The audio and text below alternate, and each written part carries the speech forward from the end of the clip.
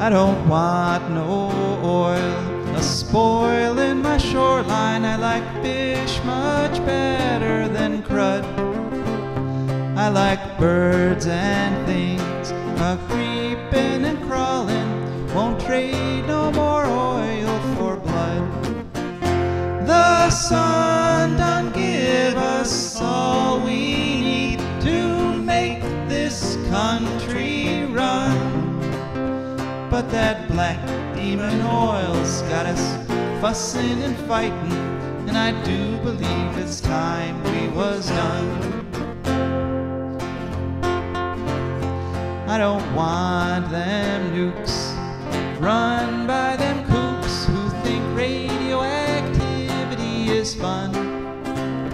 No more three-headed frogs or kids with leukemia. Nuclear power ain't fit for a dog. The sun done give us all we need to make this country run. But that nuclear power's got us fussing and fighting, and I do believe it's time we was done. No nukes! Good morning, Toledo, and good afternoon, Columbus, and hello to those of you on the internet listening wherever and whenever you are. My name is Joe DeMare, and I'm here with my fantabulous co-host, Rebecca Wood. Yes, and together, Rebecca and I are going to bring you an hour of incredible radio called For a Green Future. For our friend R2T2. Yes, steeping nicely there. So, For a Green Future is a show where we talk about ecology and the environment.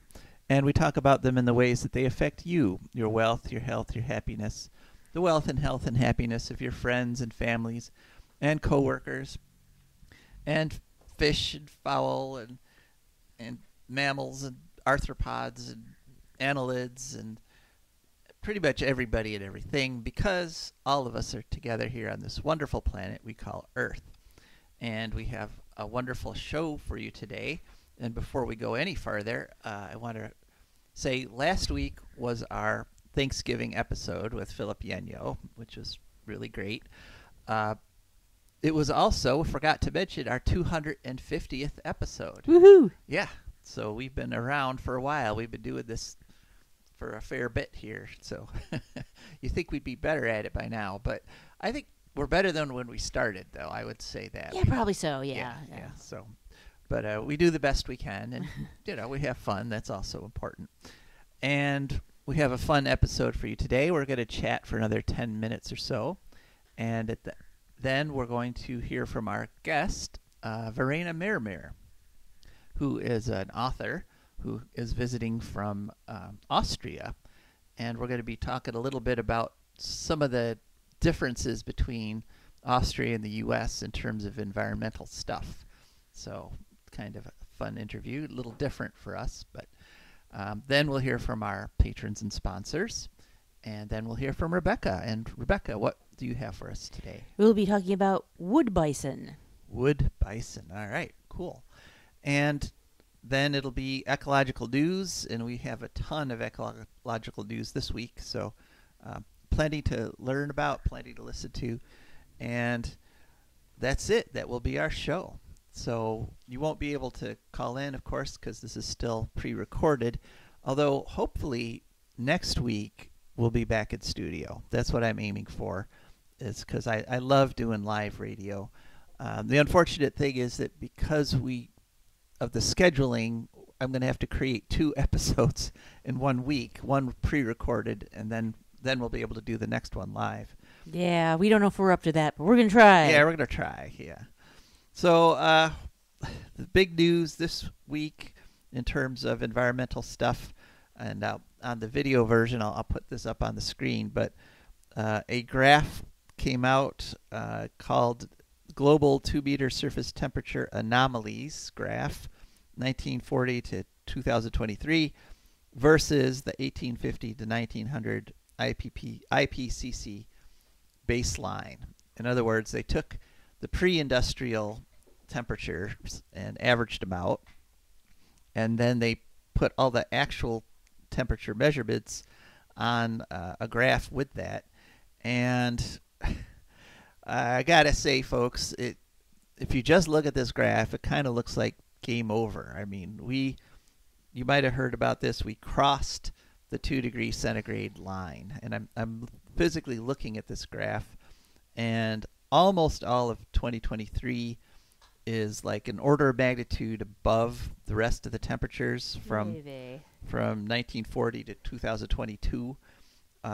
But the temperatures this past couple weeks just shot like almost vertical. It was like a almost straight line right up over the 2 degree centigrade mark, which is the mark that the climate scientists have told us are going to be, that's where society is going to start breaking down, because they've done the math that you just won't be able to grow food or ship products, or it's not good. So everything we do is kind of in the shadow of that number, and it's kind of depressing. I went to the Bowling Green City Council last night, and there were a bunch of people there who were promoting something called they were from the Citizens Climate Lobby, and they're a great bunch of people. I mean, they're some of the really coolest people around, have been pulled into this organization,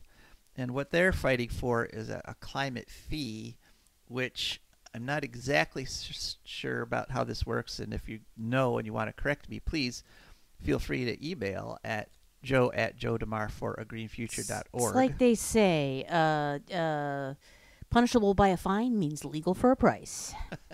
Right. That what they want to do is they want to charge a fee on the oil and the fossil fuel companies up front as they take the carbon out of the ground. And then, like once a year around Christmas time, they will send that fee out to everybody in America in the form of a check.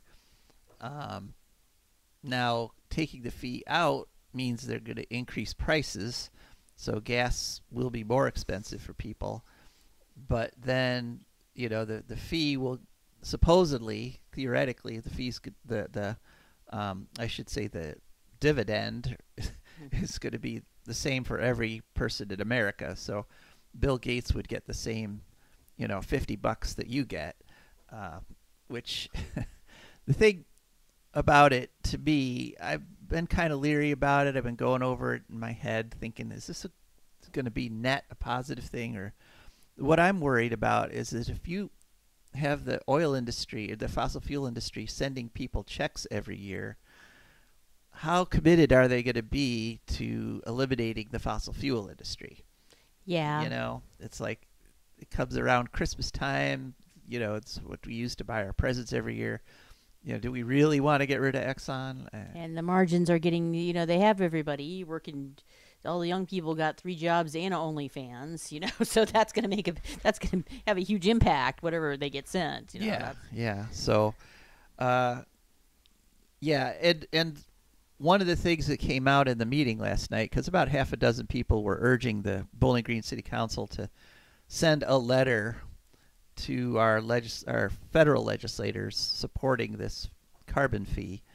One of the things that came out is that this is actually supported by the American Petroleum Institute, which is probably literally... Which means they're afraid somebody's going to do something worse to them. Yeah, it's literally the most pro-fossil fuel organization in the world. Right. Literally, the American Petroleum Institute is just, if you're looking at this carbon pollution, if you're looking at this graph and saying whoever did this to us must be evil, they would be the most evil.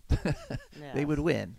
So, but this doesn't relieve us of the responsibility of trying to do everything we can to lessen our own carbon footprint. Also on that note, kind of another little depressing thing, Bowling Green this month started charging me the fee for having solar panels, the penalty for having solar panels on my house. Up till now, what they've been doing is, in my opinion, misappropriating funds and taking money from other people in the municipal utility who paid extra to get what's called EcoSmart money. That is, so they paid extra to get their electricity from wind and solar, and so they were siphoning off a little bit of that and using that to pay my penalty. They didn't get rid of my penalty. They just took other people's money to pay it, so it didn't show up on my bill. Okay. So this month, right after the election, thank you very much, they decided to stop doing that and just start billing me and the other solar panel owners in Bowling Green directly, which I didn't want to be taking other people's money, but the main thing is there shouldn't be a penalty. Yeah, of any sort for anyone. Yeah, and so if you are somebody who is considering putting solar panels on your roof, do it now before these fossil fuel interests get to your municipality or whatever, and make sure that when you have the agreement, that your interconnection agreement, make sure that there's no penalty in there, and put in there that they can't add a penalty, because I put mine up. There was no penalty. As soon as I turned mine on, they said, "Oh, we got to start penalizing these people." So, and one thing I learned, as I said, I ran for Bowling Green mayor and lost 26 to 74%. But one of the things we learned was that by going door to door and talking to literally thousands of people, the vast, vast majority of them do not want to be penalizing solar. Yeah. Yeah. Even though they weren't ready to vote for me for mayor, they all agreed, like 90+% agreed that charging people a penalty for putting solar on their roof is insane. So don't let that dissuade you from putting solar on your roof. And get the electric car, get the plug-in hybrid, insulate your house, switch over to heat pumps. Basically, you got to do everything you can, folks, because our political leaders have bailed on us. They either they're outright hostile to trying to fix the carbon problem, or they're just sort of sitting back and letting whatever happens happen. So it's not good.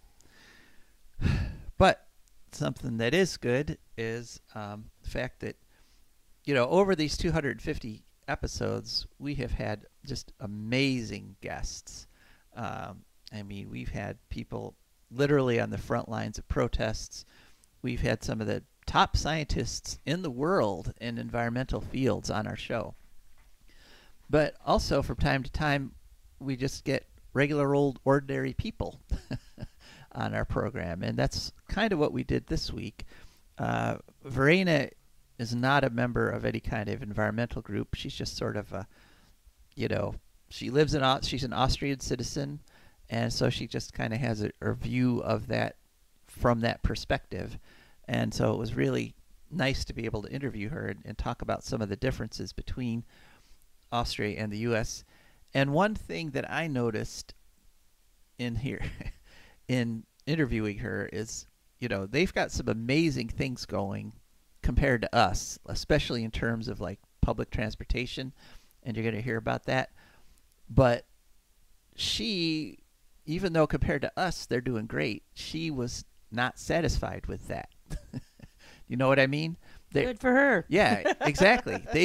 They're doing wonderful, but they're not done. They're not satisfied. They need more, and they want more, and that's how you get more. Exactly. We're always being told, environmentalists, like whenever there's any kind of little bit of a crumb thrown to us, we're like, there, okay, now be happy. But the places where people are making a huge difference and actually really dropping their carbon footprints and so forth, they're not satisfied. They don't accept the crumbs and say, okay, we did it. No, darn straight. They're like, okay, good, now we need more. Now change this policy and now change that policy. So plus her name means truth in Latin. I looked it up because Verena is the name of the first lady of the American Confederacy, and I thought it was just like a southern name, but this is southern antebellum people like to have fancy Roman sounding names, so it all hangs together. Oh, Verena. Yeah, Interesting. Verena, yeah. Well, all right then. Here's some. Verena Davis. Here's some. Well, this is Verena Mer Mer. Right. That's Right. even if we got somebody who was dead on our show, that would be a real coup. But even if it wasn't environmental, but We'll work on that. Yeah. Yeah. So here's our interview with Verena Mer Mer. Here's some truth from Truth. Okay. All right. Welcome to For a Green Future. Could you please tell us your name, what you do, and where you're from? I'm Verena. I'm a writer, and I also have a freelance job, and I'm currently here in Bowling Green to visit some great friends like DeMare, and also to do some research for short stories, and I'm happy to be here. Thanks for having me. Oh, my pleasure. Our pleasure. So, Verena, you're visiting the United States and on your vacation this year. And one difference, we're talking about differences between Austria, Europe, and the U.S., is that 6 weeks of vacation is not at all unusual. Isn't that true? Well, normally people have 5 weeks of vacation, but they could also do over shifts and then, add up the free time they earned to their vacations. But I'm a freelancer, so sometimes I work more, sometimes I work less, so you cannot completely add this up. But I think it's important that people would reduce their work time also for the climate, because we don't need to produce all that goods and to stress ourselves about work, since we've become more productive in a way. So I think that is Yeah. So 5 weeks is at least, which is much more than the U.S., where after a year you get 2 weeks, and then after 10 years you get 3 weeks. Yeah. So that's great. So what prompted me to ask you to the interview this week was that we were talking about public transportation, and could you compare a little bit the public transit system in the U.S. versus Austria? Well, just let me go back to the vacation thing once more. I think it's also a privilege having, your own time and deciding on it. And I just want to say that I know that it's not for granted that everybody has this. And about the public transport system. Well, I was astonished that a city like Bowling Green, which has the council, has the university, until few years ago or a year ago, maybe a couple of years, like when I was here the last time in 2020, there was no bus leaving Bowling Green. So you had a car, you were stuck here. And I like Bowling Green, but I don't like to be stuck in a place. Mm-hmm. So when you look at a city like Bowling Green in Austria, you would expect that probably there is a railway going there, and you might have like 1 or 2 trains an hour leaving the city and coming back. Maybe the last train will be around 10, 11 p.m. If it's a city close to a major town like Vienna and Baden or so, you would have even night buses, but that's close to Vienna, and that's not for granted. And sometimes we have this taxi. Also in some outskirts of cities you would find on-call taxi services, where probably not the only one on the taxi, because there are more people waiting for the taxi. And that's a concept that exists very often in Eastern Europe or Western Asia. They call them Marschrutka, which comes from the German word Marschroute. It's a small car or van that brings a small number of people to a place, and sometimes they leave once they are full, sometimes they leave every half an hour, every 2 hours or so. But yeah. Mm-hmm. But I think the idea that there could be like a train, like 10 or 15 or 20 trains a day running between someplace like Bowling Green and Toledo, for Americans, that's kind of mind-blowing. That and I assume there's like benches, and these are fairly comfortable places to wait. Yeah, and we don't have this kind of, safety issues. Like, I personally don't feel threatened when I'm at the railway station. So, yeah, okay, there's one maybe a bit gritty station in Vienna, but it's like you just wait there. There are benches. There are, plenty of people taking trains. Sometimes the trains are so crowded because now they invented the climate ticket. Oh, yes. Tell us about that. Well, that's a thing which I think it's pretty good, and it was for that I'm also kind of grateful for the Green Party because they made this possible. You can take trains in all over Austria for 1 year for 1,095 euros, or if you're a senior citizen or you're a young person, it's 821. So yeah, it's a good thing, and since they invented it, many people take the train who probably wouldn't have taken the train before. Yeah. In the U.S., it costs about $10,000 a year to maintain a car. So to be able to go literally almost anywhere in the country for an entire year for a little over, the euro and the dollar are fairly close, so it's a little over $1,000. That would be a huge boost to people's personal economies. Yeah. Well, maybe the problem would be first you need to build rail tracks and have the buses going. And I know Detroit, for example, they have buses, and I like that you can put your bike onto the bus because we are not allowed to do this. Like either you take the bike or the bus, and that's the best practice example. But yeah, the other thing that many people mention when talking about the climate ticket is that, but then you would have people just traveling around for fun, going places, and it's also not good for the climate to take the train. It's better than nothing, but well, I would say it's better than they take the car and go somewhere for fun, because that's what they would do if you know. Now, here in Ohio, unfortunately, we have a penalty on electric cars. $100 a year for a plug-in hybrid and $200 for an all-electric. Are electric cars encouraged in Austria? Okay, so in Austria you get subsidies for electric transportation. So for a car it would be up to 5,000 euros, and I just looked it up. For transportation bike, it's up to a cargo bike, it's up to 1,000 euros.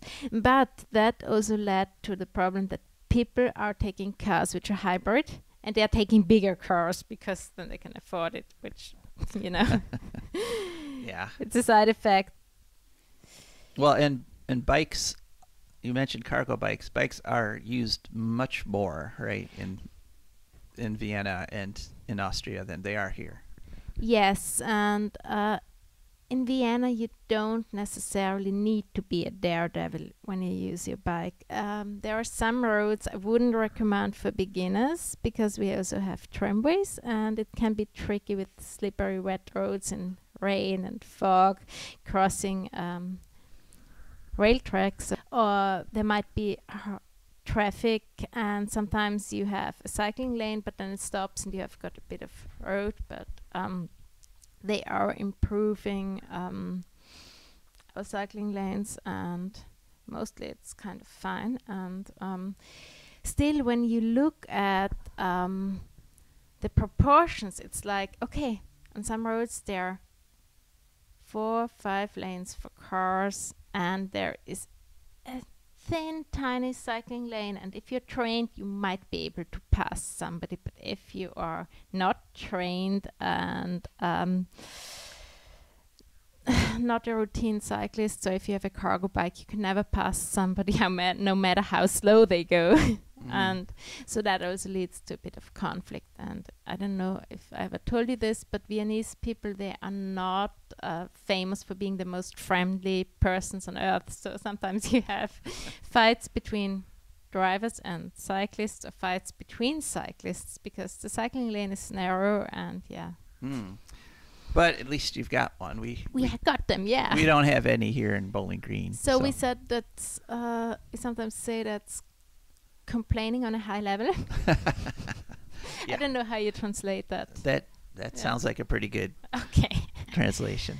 So care for the environment, though, kind of extends beyond just transportation in Austria, doesn't it? I mean, I understand there's actually parts of the Danube that are so clean that people swim in them in the summer. And it's hard to imagine doing that in the Maumee in Toledo. So. I wouldn't swim in the Maumee too. We do care about the environment, many people try to do. Many people are aware there is climate change. Some, though, find it exaggerated to take precautions. For example, we've got this endless discussion about just driving like with 100 kilometers an hour on the freeway instead of 130. I've seen on TV an interview with Marta Krumbeck. She's from Last Generation. It's an environmentalist organization. And she said that, well, if we can't even do this, it's the most simple and the most stupid measure. And what is wrong with us if we don't even manage to do this? Like telling people you can only drive 100 and it would save a lot of carbon dioxide from being emitted, you know? Yeah. That's about 65 miles an hour versus about 90 miles an hour, I think, doing the math in my head. So, yeah, 65 is fast enough to get most anywhere. It is fast enough, and we are a small country. I think everybody is aware of that. Yeah. So. And we can also visit our neighboring countries with night jets and so on, or sometimes if we take the car, then we can calculate an hour more. But yeah, we also have a chancellor who said that Austria is a car country. So yeah. But you also have a big section of Vienna where it's no cars, right? We've got one parking lot there, but it's an island that stretches from the very west of the city to the very east. It's 21 kilometers long, so if you want to walk that, you could do it in one day or so. And it was designed to prevent floods. And in the new Danube, people can swim in the summer, and they do. And since the city is getting hotter year by year, it's important that people can, Right. relax, like under a tree and get some fresh water. Yeah, so that's nice. Again, that would be hard to imagine in Toledo. So one of the things you mentioned on your visit is that things in the U.S. tend to be bigger. I mean, we have bigger portions, bigger houses, bigger apartments. Do you think bigger means happier, or do you think it's, that the Austrians are happier with smaller? Well, most Austrians are not happy with smaller. They're trying to imitate the American lifestyle. So if you're in a village, everybody wants to have their swimming pool because they've seen movies with people doing pool parties, and no matter how small your swimming pool is, and I find that weird because you can't even swim in those pools. They're so small. Well, bigger and being better, I would say, of course, it's more convenient if you have a 2-room apartment instead of a 1-room apartment, or if you have a family, you might want to have a house where everybody has their own room, but every extra is like surplus, and you also have to pay for it, and you have a mortgage, and that's, I guess it doesn't make you happy at having to pay back a bigger mortgage, so, you know? I guess let me rephrase the question. Are people happy even though they have small apartments? Or I'm happy with my apartment, well, I think that you need a certain amount of things and a certain kind of quality of life to be happy. But one of my colleagues, Vladimir Vertlip, who is a writer and a lovely person, he put it in that way, like, it makes me happy to have the money to buy one piece of cake, but doesn't necessarily make me happier to have the money to buy 2 pieces of cake because I maybe can't eat them both. That's about portions, It doesn't make me happier to have a portion on my plate I can't finish. Right. Okay. You talked about climate change and, statements of some of your ministers there. What is the political situation? Would you say most of the Austrians accept the existence of climate change? I mean, you might have exceptions, but what's the political climate in relation to the global climate? Well, I think they accept climate change, or at least most of them, but some say, okay, yeah, we will have also this issue, but well, let's deal with it. What's the problem? And I've read the climate book edited by Greta Thunberg, and she says it's not just climate change, it's a climate emergency, and like it won't be centimeters or decimeters of sea level rise. Or sea level rise, exactly. It will be meters, and it will be several meters if we melt up all the poles. And how can we deal with that? Like, we have to act, and we should act fast. And I don't see that measures from any of our political parties. In the east of Vienna, they are building a highway through the city, which separates two neighborhoods from each other. What used to be one neighborhood will be two neighborhoods divided. It will be like 5 lanes, 6 lanes. It will be noise. It will be pollution, and people will not want to live with that, and it affects their health, and it's really bad. And what they are also planning is to connect this to another road, which should build a circle around the town, and then they would dig a tunnel under one of our natural preserve areas, which is called Lobau, and it will be it would be bad if they succeed doing that. Mm-hmm. Our current Minister of Transport said she won't allow this to happen, but who knows, if she's not in office, what the next one would do. So there is opposition to it, though, and the people are fighting it. Well, there is opposition. There's been a camp, and during the winter, people have occupied construction sites, but they were kind of violently removed by the police. Mm-hmm. Yeah. So, but let's hope the minister prevails, and they never build that. Well, honestly, I doubt the minister prevails, because the coalition between Conservative and Green Party is that the Conservative are in the vast majority, and currently we've got the far right on the rise, and I hope, and I guess it's important, that we do everything to prevent that, and we also set more radical steps than our current Green Party is doing, and that our current Social Democrats are doing, and those are the ones who on the one hand build cycling lanes, on the other hand they want to build tunnel under our natural preserve. So, yeah. All right. Well, so last question. What have you enjoyed about the U.S. in terms of our natural world? Oh, I've been lucky. I've seen 2 bluebirds of happiness when I was here the last time, and I heard they're rare and they're so beautiful. And I've been to some nice trails and woods, and seen deers and beautiful animals, and I've seen the Niagara Falls and been walking around a lot. And also in the cities you find some patches of wilderness, and then you see nature is taking them over again. Yeah, that's true. Well, that is true about Toledo. Yeah. There's quite a few patches like that. So, all right. Well, thanks so much, Verena. Did you want to add anything at the end, or anything you'd like to say that we didn't cover? I would like to add about US. What I also like is the people, because they feel if they want something to be done, they start doing it. And that's something probably American, that you want it, you don't sit around and complain that it's not happening, but you take action. And that's what also gives me hope that situations here can be changed. And also in Europe, I think we can learn from it. Well, we hope you enjoyed that interview, and now it's time to hear from our patrons and sponsors. For a Green Future is brought to you by our patrons. These are wonderful people who've gone to patreon.com, that's Patreon.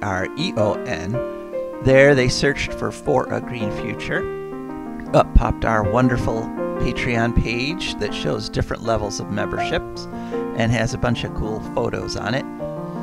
There they picked the level of membership that matched their monthly budget, and every month a little bit comes out of their account, comes over to us, and that's how we could afford to keep this show on the air.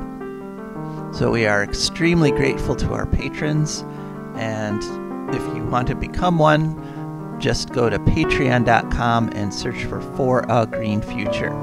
Thank you. For a Green Future is also brought to you by the Wood County Park District.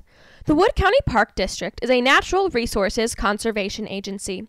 They protect natural spaces, maintain quality green spaces, provide engaging programming, and they teach people to love and respect nature.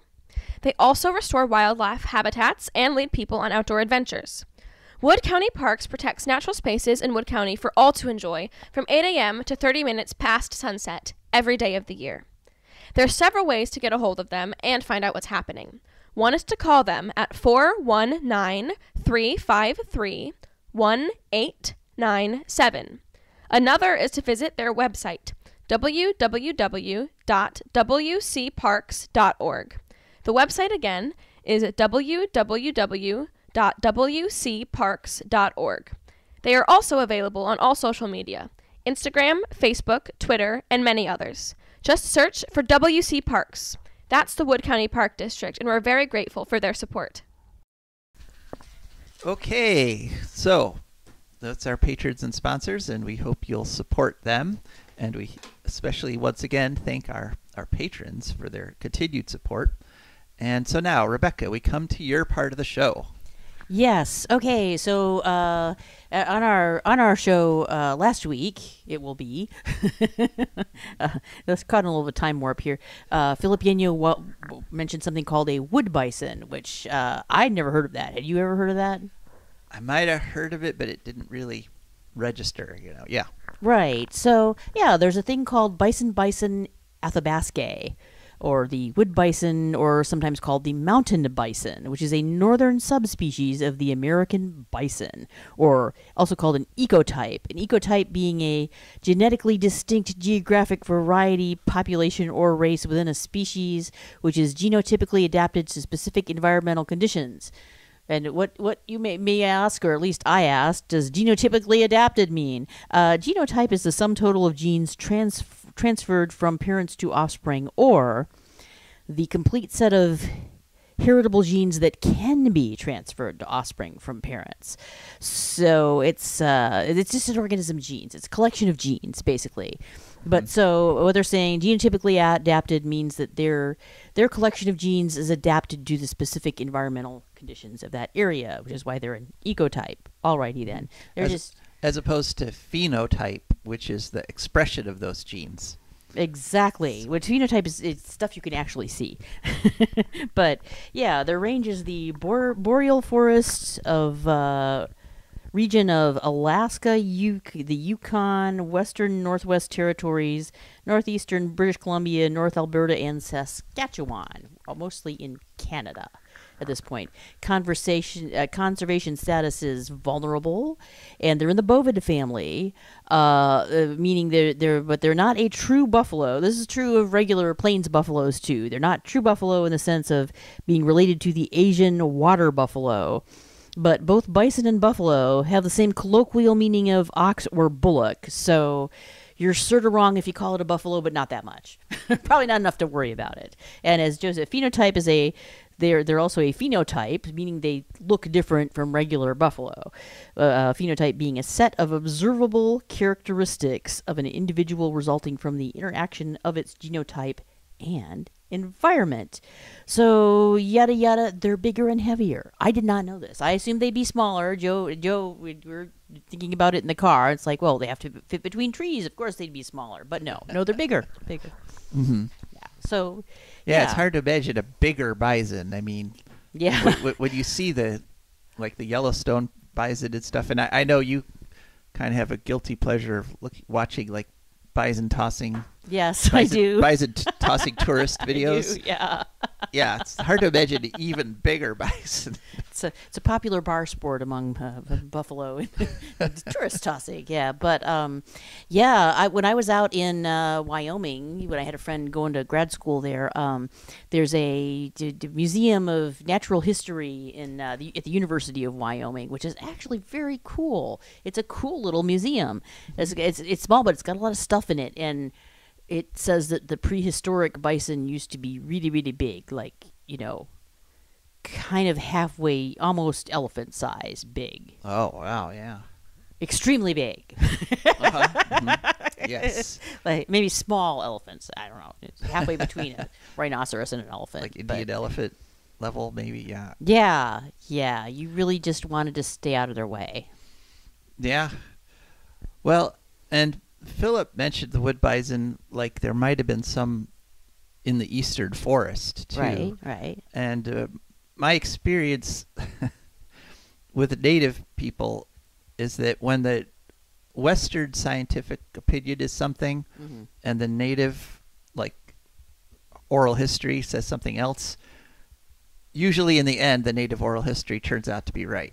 Yeah. I mean, we've seen that with how long Native Americans have been here, Right. for decades, almost more than a century. It was the scientific idea was like 10,000 years, but we've been finding fossils and footprints and bones that show, Nope. much longer, much Yep. more than 10,000 years, and so which tied in with what the natives themselves were saying. Is And what was it? 10,000 Some kind of years. footprints in Death Valley or something? I forget. Yeah, they just found some footprints in Death Valley. I read these. I read these archaeology articles, but not everything necessarily sticks. I think those were like 40,000 years old. Right. So a little more than 10,000. So the scientists were wrong. And I also heard that the Europeans are the ones who brought dogs to North America. But then I heard from Native American people who said, we had dogs.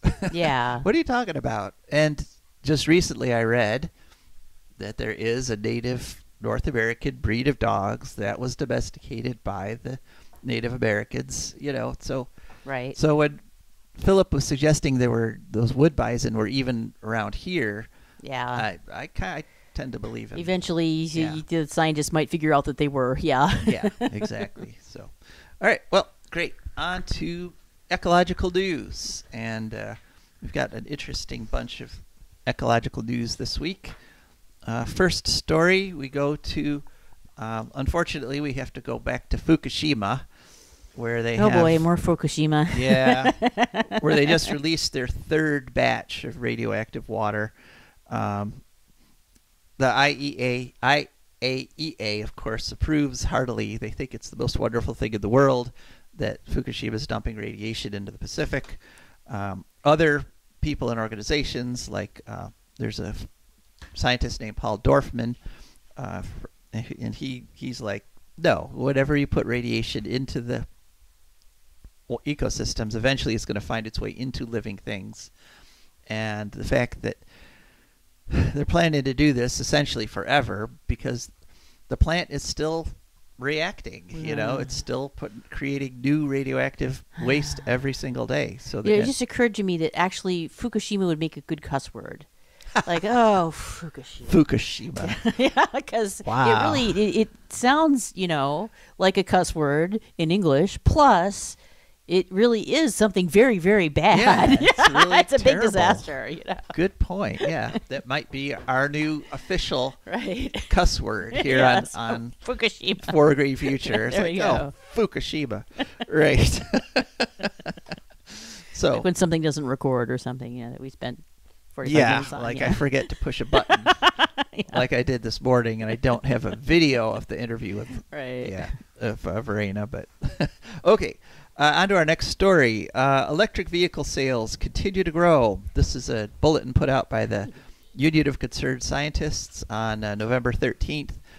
And what's been happening is there have been a lot of, just recently, like in the past 2 months, a lot of stories in the media saying, oh, electric car sales aren't going nearly as well as they're supposed to be. They're not meeting projections. blah blah blah blah blah. But what they're pointing out here in the concerned scientists is that they're still growing by leaps and bounds. In the third quarter of this year, there were more than 300,000 either electric or plug-in hybrid electric vehicles sold in the U.S., and that's a 50% increase over the third quarter 1 year ago. I remember when my mom was getting her MBA in business. She had this one professor who had some kind of an accent, and he kept talking about corporate yearnings. Okay. The corporate yearnings were strong this year. Oh, yeah, yes. That's corporations for you. They have a lot of yearnings for things. Yeah, unhealthy yearnings a lot of Indeed, times. yes. Yeah. So this means that right now, nationwide, 8% of car sales are electric or plug-in hybrid, which is great, And actually, that number is 25% in California. So even though here at Ohio we penalize people who buy electric cars, but it is important to note that at least for the next couple of years, that penalty is more than offset by the tax credits you can get from the federal government. So don't let the $100 fine by Ohio keep you from buying a plug-in hybrid, because you'll get more than 10 times that much back from the federal government. It's just Ohio getting a few more drops from the government teat, but you'll be all right. Yeah. So don't let that stop you from buying an electric car. And we had an electric car in Bowling Green's holiday parade this week. And in fact, Ursula was in that car, our lovely dog. And I was just giving a belly rub too. Yes, if you watch on video. If there's an advantage to watching our show on video, because you get to see Ursula. Right, yeah. They don't allow her in the studio. No, for some reason. Won't let us bring dogs into the studio. But yeah, and so it was great. We were just cruising along, all electric, no exhaust, perfectly quiet. It was, it was cool. All right, next story. NPR on November 17th did a report on the fact that the USDA has updated its plant hardiness zone map. And so what all this means is something that we already reported this year, how our frost was 3 weeks later than average. Well, the USDA has bumped about half the country up into warmer planting zones. Yep. Which means now you can grow stuff way farther north than you used to be able to. Tropical Ohio. Right. And it also means that on average, the U.S., they're saying, is 2.5 degrees warmer than in 2012. So now some people think this is a great thing. In fact, there was a guy who spoke at Bowling Green City Council last night who was on his way to suggesting that global warming is good because it'll mean we can grow more. Well, if it just would stop now, it probably would sort of semi-okay. There'd be a few more hurricanes and some islands underwater, but well, the big problem. But it won't, because it feeds on itself. Yeah, the positive feedback. Yeah, and the big problem with warmer is also drier. Yeah, true. And water actually evaporates more quickly in a higher CO2 atmosphere. Wow. So not only does it rain harder when it does rain, but then that rain evaporates quicker, so it does even less to help the crops. Oh my gosh, wow. So the disadvantages definitely outweigh any advantages. And so, it's kind of insane to suggest we should just keep putting carbon in the air, because then our corn will be taller. No, that doesn't make any sense. In fact, they're trying to genetically modify corn now to be shorter, because when you get lots of tornadoes and windstorms and things, having tall plants is kind of problematic. That seems, as a lifetime Midwesterner, you see some nice tall corn, you get a happy feeling, Yeah. It's just a thing. You got cousins who farm, you're like, yeah, tall corn. And you don't, there's something called iatrogenic in the hospitals. It's like when the treatments reach the point where they're causing as many problems as the disease you originally got in there for. Yep. Yeah, and the more we try to do this kind of thing, the more we try to like genetically modify corn so that it's not tall enough to be blown over by winds. I mean, there's at some point you run into problems from your solutions, and at some point things just like collapse. So Yep. let's just stop putting carbon in the air. Okay. Knee high by the 4th of July. Here. So next, interesting story from the Ukraine. As we know from history, whenever there's a nuclear disaster like Chernobyl, like Fukushima, like 3 Mile Island, the powers that be are completely useless in terms of telling us what's going on. In fact, one of the most telling things in the entire Fukushima disaster was that when the cloud of radiation from Japan reached the United States, all the radiation air monitors happened to be turned off. Oh, well, how did that happen? Well, it was maintenance. Right. Mystery, yeah. Right. And then later, Obama made the woman who was in charge of that maintenance head of the EPA. Huh. So she got a nice little promotion Yeah. out of that whole fiasco. But we ended up with no data. We couldn't say, oh, here in Sacramento, you've got 50 times the background radiation. Stay inside. No, so Right, everybody was outside playing Oh, great. in the whatever. So, and we can't define the whatever because they turned off all the monitors. Right. So what Greenpeace has done with the cooperation of the Ukrainian government is they have installed a network, a nationwide network of radiation monitors. Not too shabby. Yeah, and I do trust Greenpeace on this kind of thing. And the reason, of course, is the IAEA is not going to tell us anything, Right. if there's a disaster. And there's lots of potentials for disaster because every one of Ukraine's nuke plants is just a Russian missile strike away from another meltdown.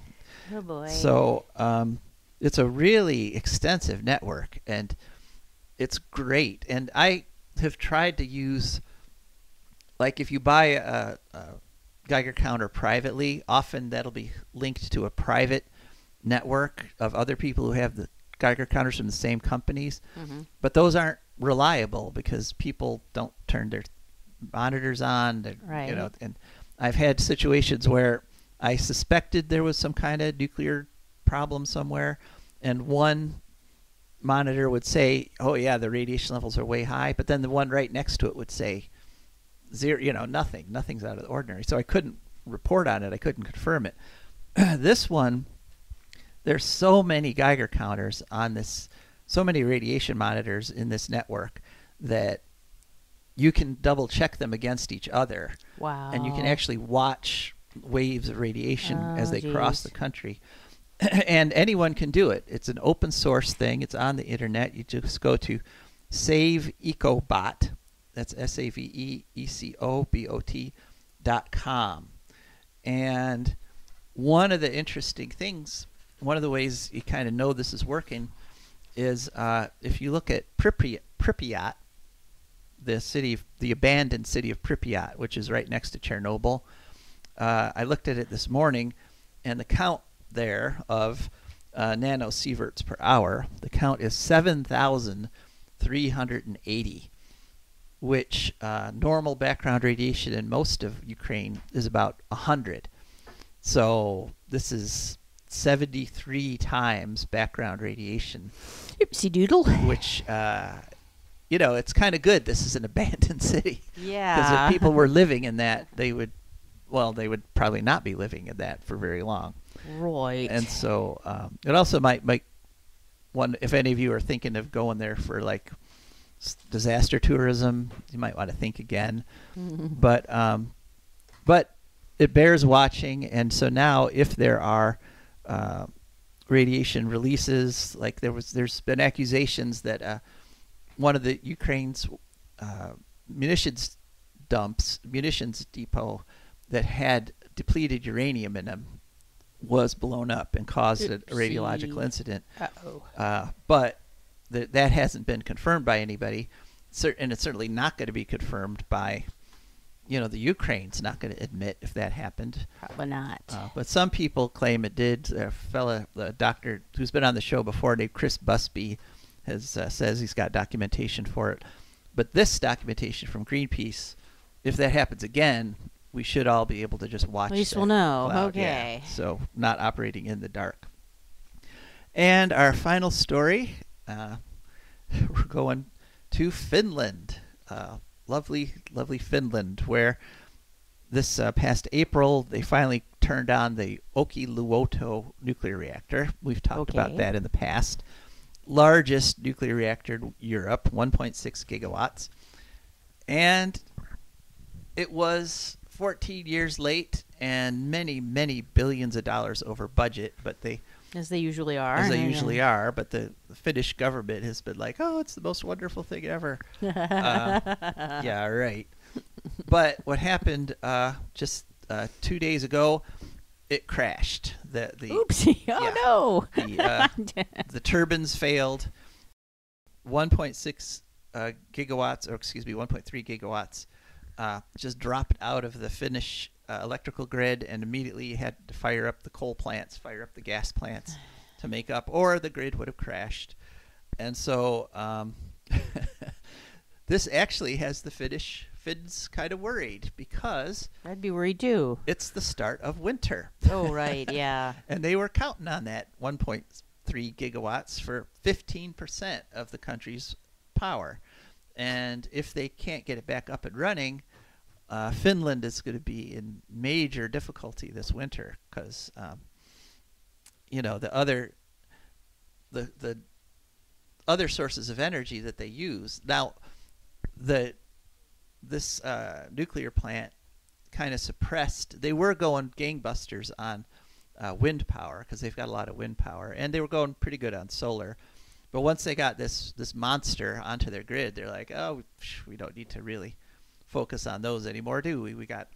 Look at all this carbon-free power, and now all that carbon-free power is just, sitting there doing nothing. And turbine difficulties of this kind can take months to repair.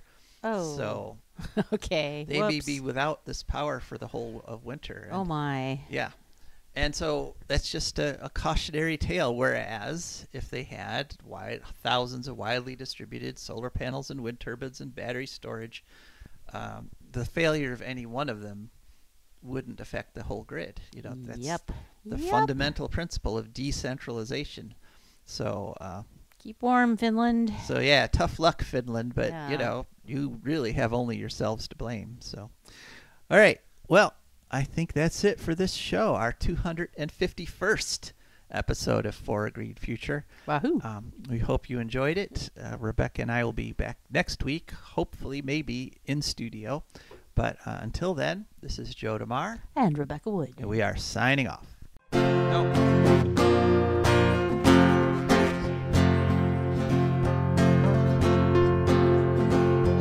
I don't want no oil, a spoil in my shoreline. I like fish much better than crud. I like birds and things a-creeping and crawling. Won't trade no more oil for blood. The sun done give us all we need to make this country run. But that black demon oil's got us fussing and fighting, and I do believe it's time we was done. I don't want them nukes run by them kooks who think radioactivity is fun. No more three-headed frogs or kids with leukemia. Nuclear power ain't fit for a dog. The sun done give us all we need to make this country run. But that nuclear power's got us fussing and fighting, and I do believe it's time we was done. No nuclear